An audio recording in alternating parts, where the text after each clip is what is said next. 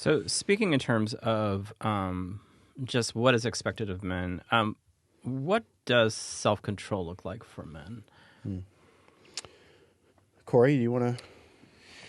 Yeah, I'll be very honest. This topic makes me uncomfortable. Okay. Even having this conversation, I did not want to do this for a podcast. To Sure. be honest with you, I probably should have told you that before we recorded this. But hey, let's make it for a more interesting podcast right here. Not because I disagree Yes. with what's happening. I am very uncomfortable when something becomes an industry to itself. I do not like, nor do I appreciate, a whole movement called biblical masculinity, because what it does is now categorize you. If you were to ask those theologians what they agree with other parts of the Bible, there's going to be all kinds of disagreements, right? So there's got to be some room for some disagreement here. But when something becomes a movement or an industry to itself, a cottage industry, which biblical manhood and womanhood has, and they've done great work. Whether it's Owen Strand or Andres Kostenberg or Tom Schreiner, these are all good scholars, and personal friends even, and mentors. And anyways, there's some good, and Wayne Grudem as well. There's some good stuff in there.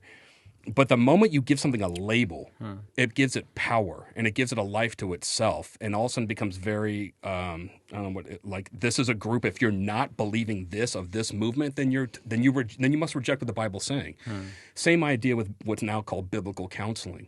Is biblical counseling accurate? Of course, but that's a movement to itself that has its own rules that I would disagree with their methods of what's called, biblical counseling according to some people that have institutionalized it, right? So biblical masculinity, is it a thing? Yeah. Is that an actual word in the Bible? No. I'm a biblical theologian. My PhD is in biblical theology.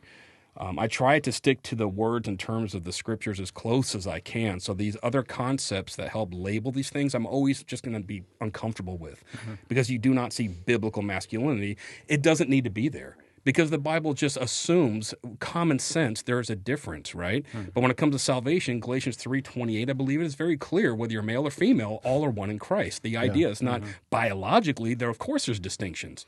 Jew, Gentile, ethnically or biologically, male or female, but in Christ we are all one, meaning of equal value. But that does, as Ryan was saying earlier, that shouldn't take away the idea that we have distinct roles.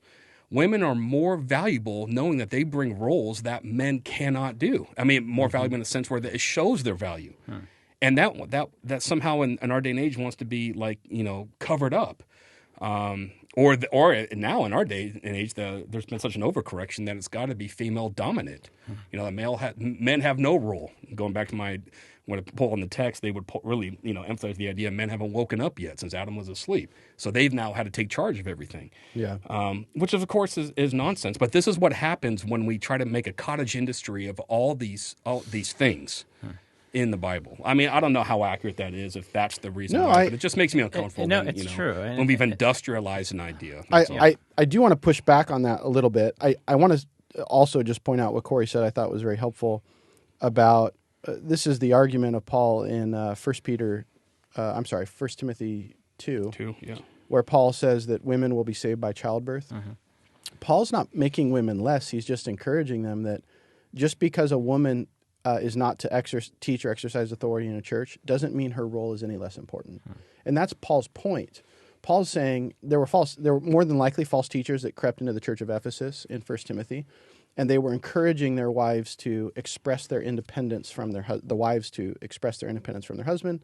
And the false teachers were probably saying, well, hey, you're one in Christ. You should be the teacher in the church. You can. And Paul, I think, is just making the point in that passage that, hey, ladies, your role as a mother and bearing children, raising children, is not less important than the pastor of a local church. It's just as important. And that's, I think, what Paul means when he says you will be saved by them. Now, to what Cory's saying, and this is one of the things I love about Cory, and he said it earlier, he's a biblical theologian. I think it's important to point out that systematics, it needs to be inductive, not deductive. Systematic theology, the categories that we come up with. But by its very nature, it's deductive. Exactly. That's what distinguishes it from biblical theology. Yeah. Biblical theology is inductive. Well, we should get to our systematic conclusions from our inductive study. But I think that even the categories we have in systematic theology, those aren't biblical terms. Those are man-made terms. I think that I do think Cory's right. I think that right now, biblical masculinity has become a cottage industry. You can tune into a podcast and there's 1,000 things about it There's books being published under the phrase biblical masculinity. Guys are making platforms from it.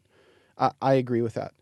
I would just say that, but I do think it's helpful in this moment in time. And the reason why is because of how much pushback and vitriol is being